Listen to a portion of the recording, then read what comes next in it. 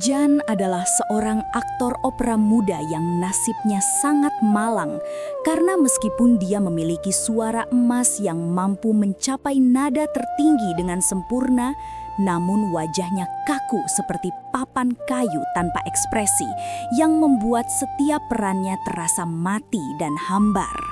Sehingga dia selalu dicemooh oleh penonton yang melemparkan kulit kacang dan buah busuk ke atas panggung setiap kali dia mencoba memerankan tokoh pahlawan yang gagah atau raja yang bijaksana. Puncaknya adalah ketika pemimpin rombongan teater Bunga Merah memecatnya di tengah hujan deras sambil menghinanya di depan seluruh kru, mengatakan bahwa Jan lebih cocok menjadi tukang sapu daripada aktor karena dia tidak memiliki jiwa seni di wajahnya yang datar itu.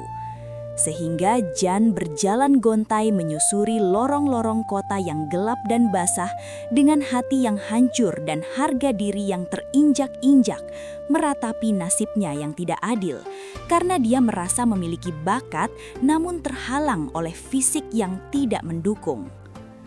Dalam keputusasaannya, Jan tersesat ke sebuah distrik tua yang jarang dikunjungi orang dan menemukan sebuah toko kecil yang terjepit di antara dua bangunan tinggi dengan papan nama yang catnya sudah mengelupas bertuliskan Paviliun 1000 Wajah yang memancarkan aura misterius dan mengundang Jan untuk masuk seolah-olah ada tali tak terlihat yang menarik lehernya.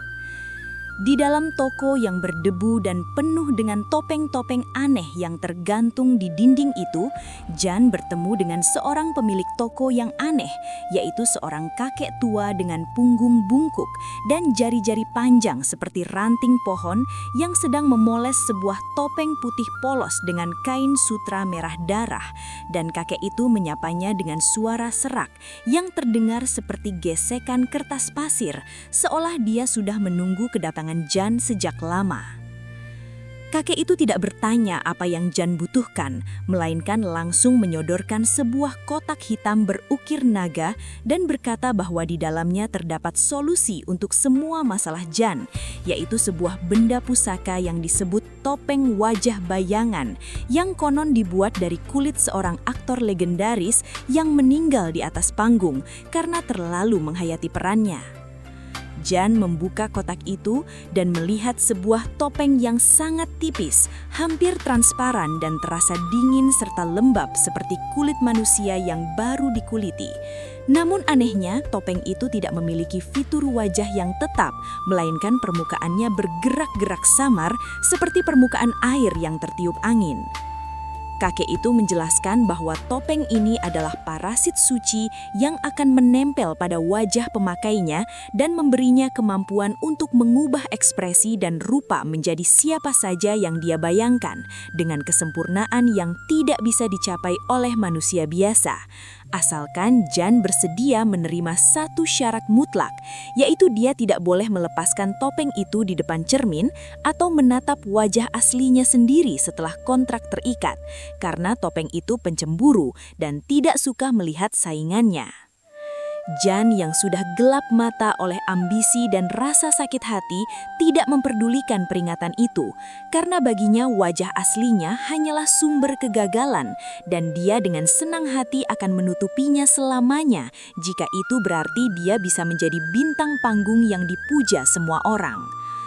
Tanpa ragu sedikit pun, Jan mengambil topeng dingin itu dan menempelkannya ke wajahnya, merasakan sensasi menyengat yang luar biasa saat tepi-tepi topeng itu seolah mencair dan menyatu dengan kulit leher dan garis rambutnya, mengikat dirinya dengan daging Jan dalam sebuah pelukan yang menyesakkan, namun memberikan kekuatan baru yang memabukkan, seolah-olah ribuan jiwa aktor terbaik merasuk ke dalam tubuhnya secara bersamaan.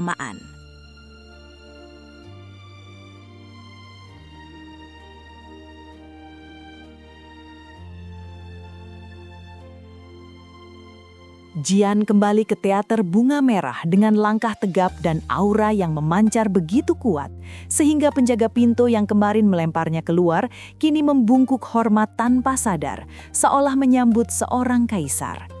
Dan ketika dia menerobos masuk ke ruang latihan di mana pemimpin rombongan sedang memarahi aktor lain, Jian langsung mengambil pedang properti dan mulai menari sambil menyanyikan aria Jenderal Mabuk dengan suara yang menggelegar. Namun kali ini wajahnya tidak lagi kaku, melainkan berubah secara ajaib mengikuti setiap emosi lagu itu. Mulai dari kemarahan yang berapi-api hingga kesedihan yang menyayat hati, membuat semua orang di ruangan itu terpaku seolah disihir. Pemimpin rombongan yang tadinya hendak mengusir Jian kini jatuh berlutut sambil menangis karena terharu melihat penampilan yang begitu sempurna, dan langsung memecat aktor utama saat itu juga untuk memberikan peran utama kepada Jian, yang menerimanya dengan senyum dingin yang bukan miliknya, melainkan senyum yang dibentuk oleh topeng itu. Malam pertunjukan perdana menjadi legenda di kota itu, karena Jian tidak hanya memerankan satu tokoh, melainkan dia bisa mengubah wajahnya menjadi wanita cantik saat menyanyikan bagian selir, lalu berubah menjadi iblis menakutkan saat adegan pertempuran, hanya dengan mengibaskan lengan bajunya di depan wajah, membuat penonton histeris dalam kekaguman dan ketakutan yang campur aduk, hingga mereka melemparkan perhiasan emas dan perak ke atas panggung sebagai tanda penghormatan. Jian menjadi bintang paling terang di kekaisaran dalam semalam, diundang ke istana, pejabat, dan pesta-pesta mewah, di mana semua orang memuji wajahnya yang tampan dan ekspresif.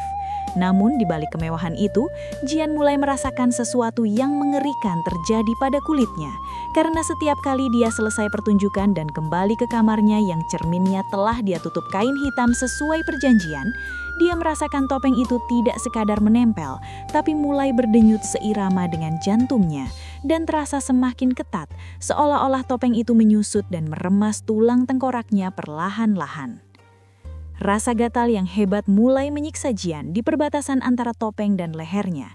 Namun ketika dia mencoba menggaruknya, dia tidak merasakan kulit, melainkan tekstur licin yang aneh dan dingin. Dan yang lebih menakutkan adalah terkadang saat dia diam, topeng itu bergerak sendiri membentuk ekspresi yang tidak dia inginkan, seperti menyeringai saat dia sedih atau menangis saat dia marah. Seakan-akan topeng itu memiliki kesadaran sendiri dan sedang mengejek tuannya. Suatu malam saat Jian sedang tidur, dia terbangun karena merasa tercekik dan menyadari bahwa topeng itu sedang mengerut di sekitar hidung dan mulutnya, berusaha menutup lubang pernafasannya, dan Jian harus mencakar wajahnya sendiri dengan panik untuk melonggarkan cengkraman itu, sambil terengah-engah ketakutan menyadari bahwa benda di wajahnya itu bukan sekadar alat bantu, melainkan parasit yang sedang menguji batas kendalinya terhadap inang barunya. Ketakutan Jian semakin memuncak ketika dia mulai mendengar bisikan-bisikan di kepalanya saat sedang tampil. Bukan bisikan penonton, melainkan bisikan dari topeng itu sendiri yang memintanya untuk melakukan hal-hal gila, seperti menikah melawan mainnya dengan pedang sungguhan atau melompat dari panggung ke arah penonton. Namun Jian berusaha sekuat tenaga menahan dorongan itu dengan keringat dingin mengucur deras di balik kostumnya yang tebal. Sementara penonton mengira gemetarnya tubuh Jian adalah bagian dari akting yang brilian, padahal itu adalah pertarungan hidup dan mati antara jiwa Jian dan ribuan jiwa aktor mati yang terperangkap di dalam topeng terkutuk itu. Jian menyadari dia tidak bisa terus begini selamanya, karena topeng itu semakin kuat setiap harinya, memakan energi dan kewarasannya sedikit demi sedikit, dan dia mulai merindukan wajah aslinya yang kaku dan membosankan itu, namun aman.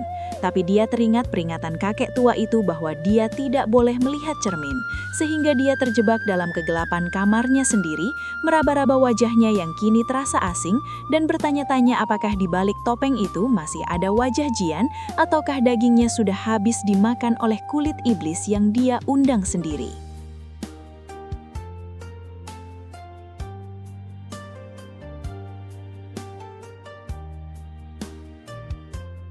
Ketenaran Jian mencapai puncaknya saat kaisar sendiri mengundangnya untuk tampil di istana pada perayaan ulang tahun Permaisuri. Sebuah kehormatan yang diimpikan semua seniman. Namun bagi Jian, ini terasa seperti undangan menuju eksekusi karena kondisi fisiknya semakin memburuk, di mana kulit di sekitar lehernya mulai membusuk dan mengeluarkan bau amis yang dia samarkan dengan parfum tebal. Sementara bisikan topeng itu semakin keras dan seringkali mengambil alih kendali tubuhnya di saat-saat yang tidak terduga. Pada malam sebelum pertunjukan istana, Jian merasa sangat putus asa dan ketakutan, sehingga dia memutuskan untuk melanggar pantangan terbesar demi melihat apa yang sebenarnya terjadi pada wajahnya. Dan dia merobek kain hitam yang menutupi cermin besar di kamarnya dengan tangan gemetar, lalu berdiri di depannya dengan napas tertahan. Apa yang dia lihat di cermin bukanlah wajah tampan yang dipuja semua orang, melainkan sebuah pemandangan horor yang membuatnya menjerit tanpa suara, karena topeng itu telah menjadi transparan di beberapa bagian dan memperlihatkan daging di bawahnya yang tidak lagi berbentuk wajah manusia, melainkan massa merah yang berdenyut dan bergerak-gerak seperti kumpulan cacing tanah yang saling melilit.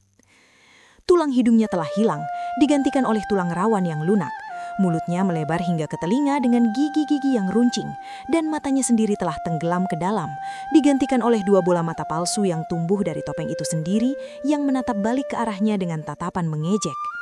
Jian menyadari bahwa topeng itu tidak menutupi wajahnya, melainkan telah memakan wajahnya, mencerna daging dan tulangnya untuk dijadikan bahan bakar bagi sihir perubahan wujud itu.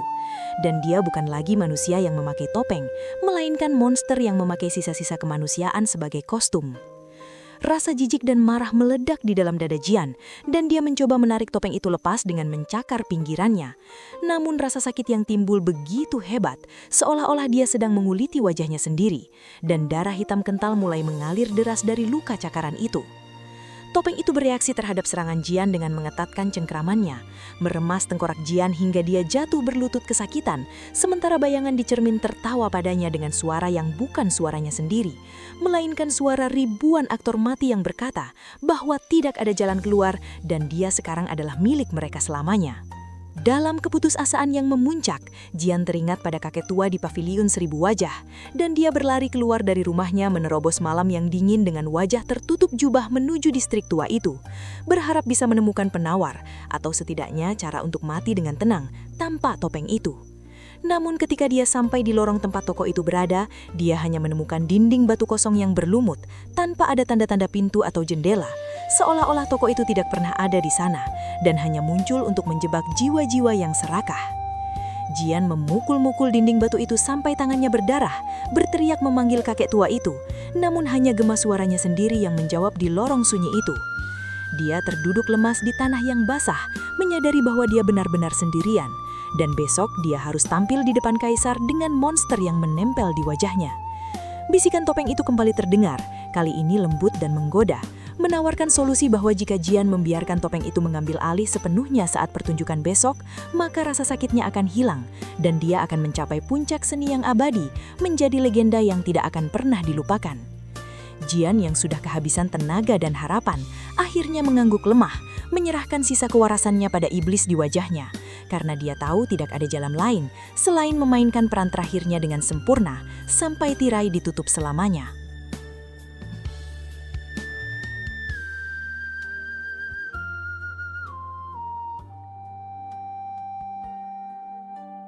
Aula istana kekaisaran dipenuhi oleh ribuan pejabat dan bangsawan yang duduk dalam keheningan penuh antisipasi, menunggu penampilan aktor legendaris Jian yang rumornya bisa membuat patung batu menangis karena keindahan permainannya. Sementara kaisar dan permaisuri duduk di singgasana naga dengan wajah penuh harap. Musik gamelan mulai berdenting pelan dan Jian muncul dari balik tirai sutra. Bukan dengan berjalan, melainkan melayang seperti hantu. Langkah kakinya tidak bersuara, dan wajahnya tertutup topeng putih polos tanpa ekspresi yang membuat penonton menahan napas karena bingung. Namun saat musik berubah menjadi tempo yang cepat, topeng itu mulai berubah warna dan bentuk dengan kecepatan yang mustahil, menampilkan 1000 wajah dalam 1 detik, mulai dari wajah bayi yang menangis hingga wajah kakek tua yang tertawa ompong, menciptakan kaleidoskop emosi yang memusingkan dan memukau. Jian menari dengan gerakan yang tidak manusiawi, tubuhnya meliuk dan memutar pada sudut-sudut yang seharusnya mematahkan tulang manusia biasa, seolah-olah dia tidak memiliki kerangka, melainkan terbuat dari cairan yang dipadatkan. Penonton bersorak histeris, namun mereka tidak tahu bahwa di balik topeng itu, Jian sedang menjerit kesakitan karena setiap perubahan wajah merobek dagingnya lebih dalam dan setiap gerakan tarian mematahkan tulang aslinya untuk digantikan oleh struktur baru yang diciptakan oleh topeng itu. Saat pertunjukan mencapai klimaksnya, di mana Jian harus memerankan dewa yang turun ke bumi, dia melompat tinggi ke udara dan melayang di sana sejenak menentang gravitasi, sementara topengnya bersinar dengan cahaya putih yang menyilaukan. Pada saat itulah Jian membuat keputusan terakhirnya, bukan untuk menyerah sepenuhnya pada topeng, melainkan untuk mengakhiri semuanya dengan cara satu-satunya yang dia bisa, yaitu menghancurkan wadah yang diinginkan topeng itu. Di udara, di hadapan kaisar dan ribuan penonton, Jian mengeluarkan pisau belati yang dia sembunyikan di balik lengan bajunya, dan alih-alih mendarat dengan anggun, dia menusukkan pisau itu tepat ke tengah wajahnya, menembus topeng dan menembus sisa-sisa tengkoraknya sendiri. Jeritan mengelikan terdengar, bukan dari mulut Jian melainkan dari topeng itu sendiri. Suara yang terdengar seperti ribuan kaca pecah bersamaan saat sihirnya dirusak oleh tindakan bunuh diri inangnya. Jian jatuh ke langkai panggung dengan suara debuman keras dan darah hitam menyembur dari balik topeng yang kini retak dan mulai meleleh seperti lilin panas. Penonton menjerit ketakutan dan para penjaga berhamburan ke panggung. Namun saat mereka membalikkan tubuh Jian, mereka mundur dengan ngeri karena di balik sisa-sisa topeng yang hancur itu tidak ada wajah sama sekali. Hanya sebuah lubang kosong yang gelap dan berlendir, seolah-olah wajah Jian telah dihapus dari keberadaan. Di tengah kekacauan itu, tidak ada yang memperhatikan bahwa di salah satu sudut aula yang gelap, seorang kakek tua bungkuk sedang tersenyum tipis sambil memungut serpihan topeng yang meleleh itu dan memasukkannya ke dalam kotak hitam itu, lalu menghilang ke dalam bayang-bayang, meninggalkan istana yang gempar oleh tragedi seorang aktor yang memberikan segalanya untuk seni, termasuk wajah dan jiwanya sendiri.